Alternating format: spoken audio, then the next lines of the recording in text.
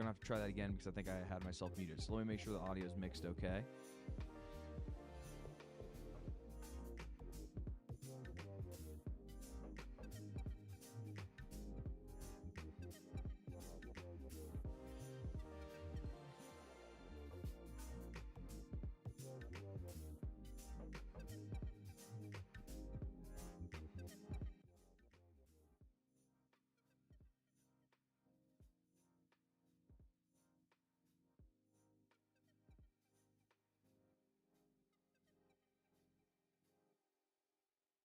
All right, I think we're okay here.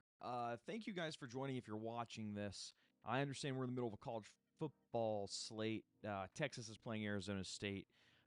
But this is the last day before the PGA Tour season starts. And I wanted to do some live drafts on Underdog for Best Ball PGA and kind of go through some strategy. Maybe someone out there is like, oh, I want to get into this. What am I even supposed to do? Because there's a unique strategy here. So let's go through the format of the tournament first. Tournament, I say. It's Best Ball. Okay, so let's go PGA. It's almost full, which is surprising. Sometimes these don't fill all the way. If you can see here, it's the first time I've ever gone live on YouTube from OBS. Let me make this a little bigger. Okay, so the format of the tournament goes as follows. This is the prize breakdown. First place will get $50,000, and it goes all the way to 9,400th. That will double your money. But the format of this, it goes by pods. You need to advance through your pods. There's four. How would you phrase it? I guess pods, 4 segments of the competition, and you need to place first in the first pod to move on to the second pod, and so on and so forth. And then the last pod is a 261 seat final, and that's where, let's see here. If you place in that 200, if you get to the final, you're guaranteed $250, and then max you can get is $50,000. So, what do the pods mean? Well, the season is partitioned into these 4 pods. Each have like 5 or 6 tournaments, and these are the pods here. So, as you can see here, this is the first pod, second pod, third pod, and then the final pod.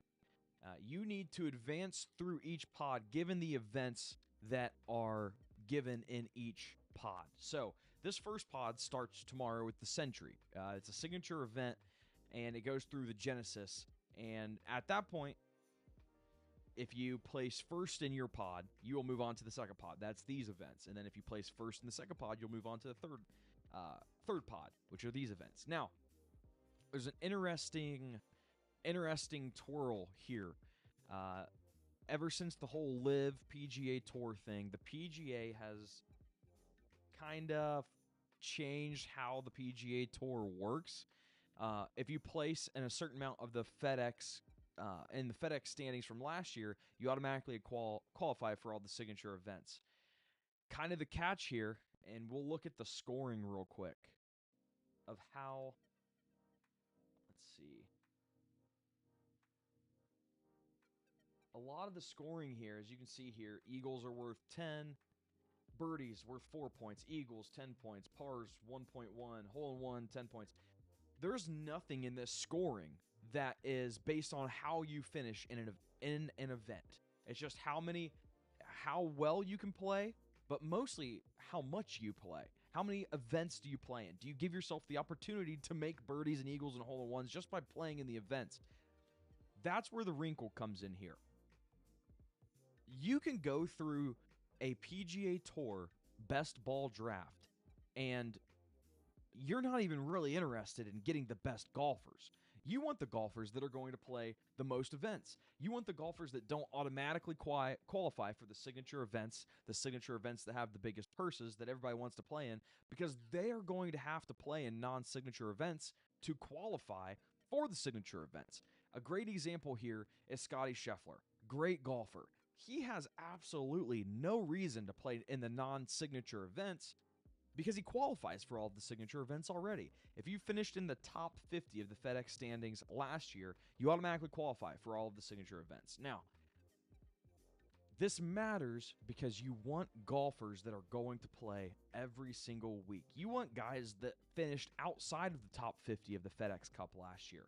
Those are the guys that you want on your roster when you're drafting. That's why you'll have great golfers like Patrick Cantlay, even Scotty Scheffler now, because he's not playing in the Century because he suffered an injury. These guys aren't getting drafted. Scotty Scheffler's falling to the second round now because of this injury. You need guys that are going to play a lot of golf. You prioritize that more than good golfers. Ultimately, the best lineup that you can have here is going to be golfers that make a lot of birdies, high variance golfers, and golfers that play a lot. I think Harry Hall. I think of Eric Cole. Eric Cole he's going 1-1. And Eric Cole isn't a great golfer. He's going to have to play a lot to get to the signature events. He's probably the best golfer that didn't finish within the top 50 of the FedEx Cup last year. Now, I understand if you're watching this, you're probably like, "Oh, this is not football content." You might be new. We do mostly football content here, but this is something that I'm hoping to do a little bit more this year, is this golf content, baseball content, things like this. So I want to show this Excel sheet that I have, and I understand Excel sheets aren't very fun, but this is, let's see here. This is a sheet I have. This is going, I made this sheet about a couple weeks ago, and it is filtered by the average draft position, and if a guy is highlighted in red, that means that he is qualified for all the signature events. You can see here, Eric Cole is the number one guy that hasn't qualified. He's going to have to play in all of the non-signature events with hopes of trying to qualify for the signature events. Now, if you win on the PGA Tour, you automatically qualify for signature events for the rest of the year. If they have a new, it's like next gen AES top 10, A something, top 10, next 10, next 5. These are guys that are in the top 5 in between signature events. They automatically qualify for the next signature event. So you need guys that want to perform well, want to play a lot of golf in between signature events in order for them to get into the signature events. Now, there's an interesting twist here because you do still want guys that play in the majors, that have qualified for the majors, because come round 3, there's 3 majors here. The final grouping, you have 2 majors. I'm sorry, you have 2 majors in round 3. You have 2 majors in the final grouping. So you still want that bit of a mix where you want guys that play well at the Masters, play well at the PGA Championship, just qualified for the events, actually. U.S. Open, and this is guys that qualify. They have won in the past. They've had good finishes in the past in these majors. But at the end of the day, you want guys that are going to play a lot of golf. So what I'm going to do here is let's do some teams. We'll draft some teams because it's almost full. Let's see. All right. We'll go ahead and enter. It's $10 to enter. And again, we are looking for guys that are going to play a lot of golf. And these ranks, shout out to the Pat Mayo experience. These rankings are straight from him. And obviously, like, drafting from the 2 spot here is beautiful, because Eric Cole will likely fall to us. Let's see here. Let me make sure audio's okay real quick.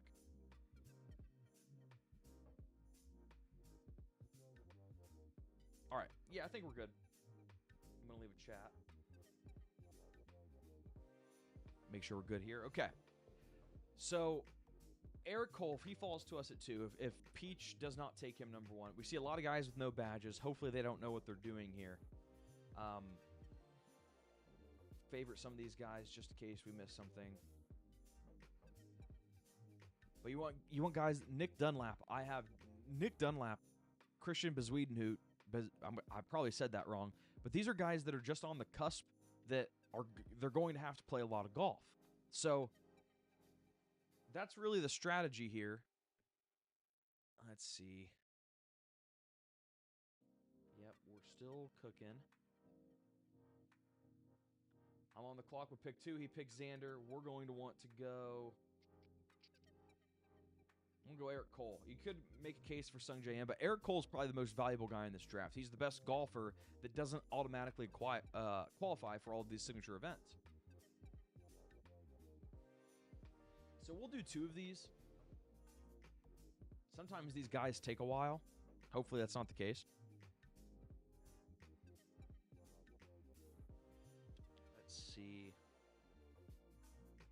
I'm going to send a tweet out real quick.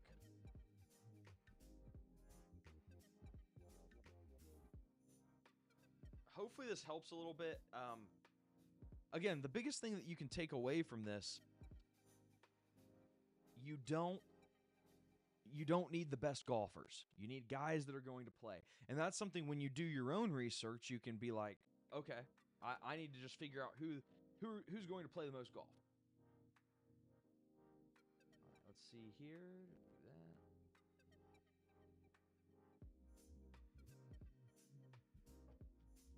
So Corey Connors is another guy that I have a lot of. I don't know if I'm going to be able to get him.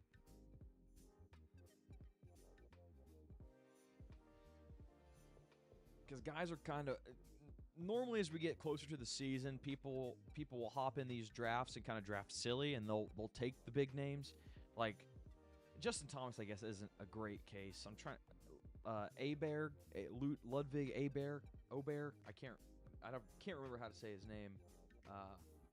He's a guy that I haven't been drafting a lot. He's a good golfer, but he qualifies for all the signature events.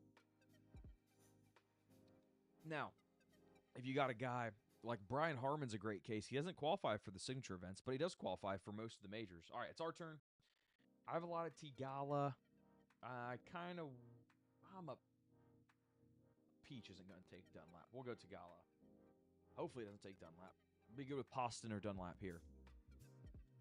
All right, we'll go Dunlap. Nick Dunlap, a rookie last year. I think he won Rookie of the Year last year. He's going to be playing a lot of golf this year. Young guy. Like, old guys aren't great here because they're probably not looking for the...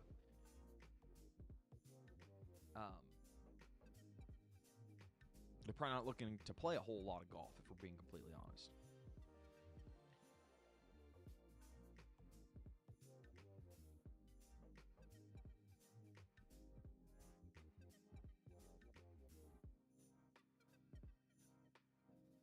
Oh, I guess the Sugar Bowl has been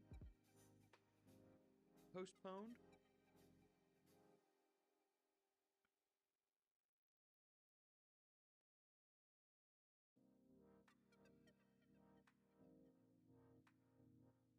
Wow. Postponed. Yeah, Sugar Bowl postponed to when?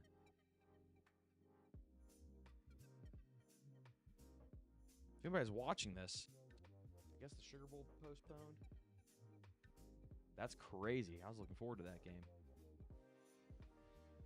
If somehow Poston doesn't get taken before... I guess the 80... Oh, Young, that's a good one, too.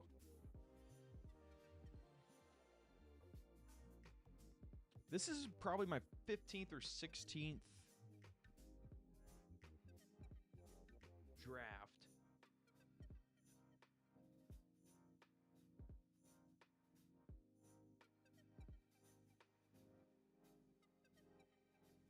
Wow. Did not take Poston, huh? So again, guys that are golfing a lot. Byung Hung. These names, man. Do we want Cantlay?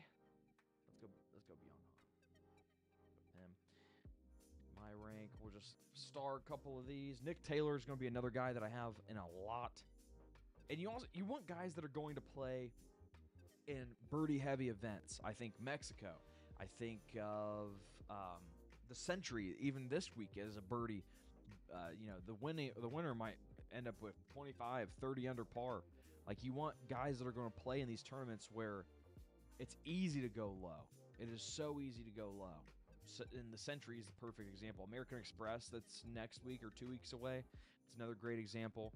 So, things like that.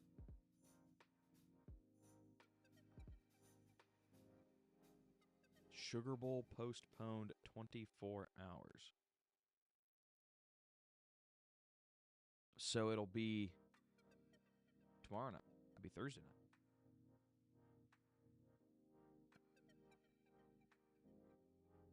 You know what? Too many people are tweeting about the Texas Arizona State game. I need to pull it up on my iPad here.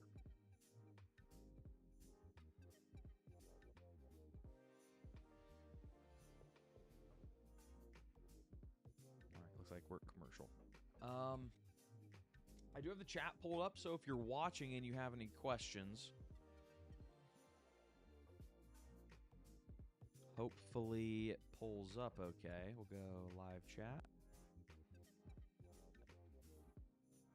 All right, we're up next.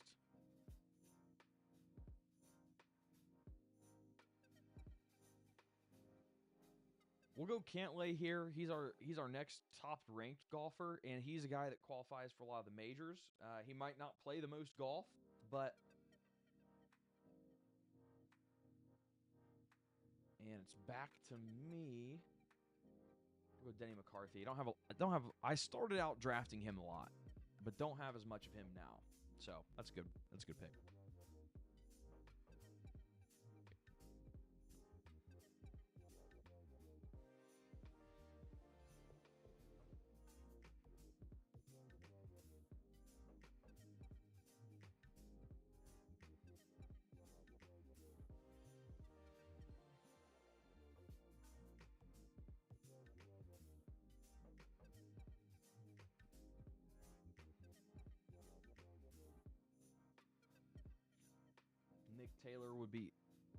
Nick Taylor would be an awesome pickup.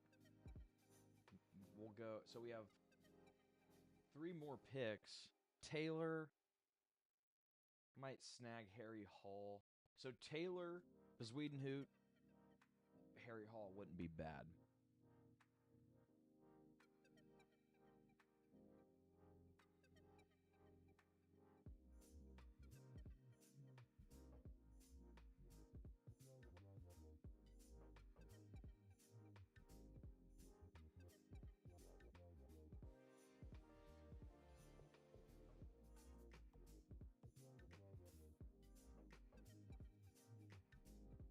All right. This is a great lobby. I'm getting just about everybody that I want.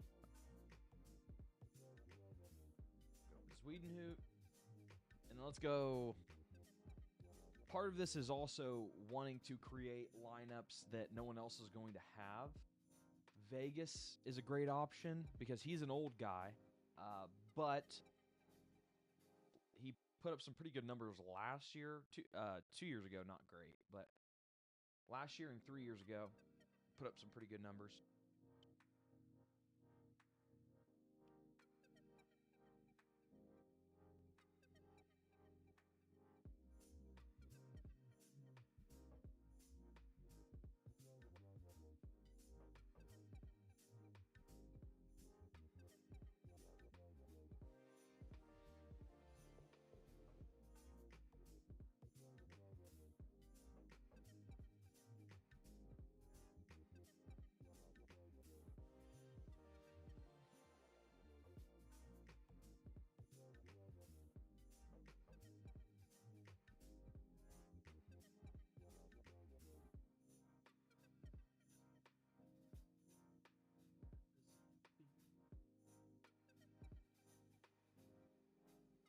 For some reason, the live stream YouTube app isn't working too well.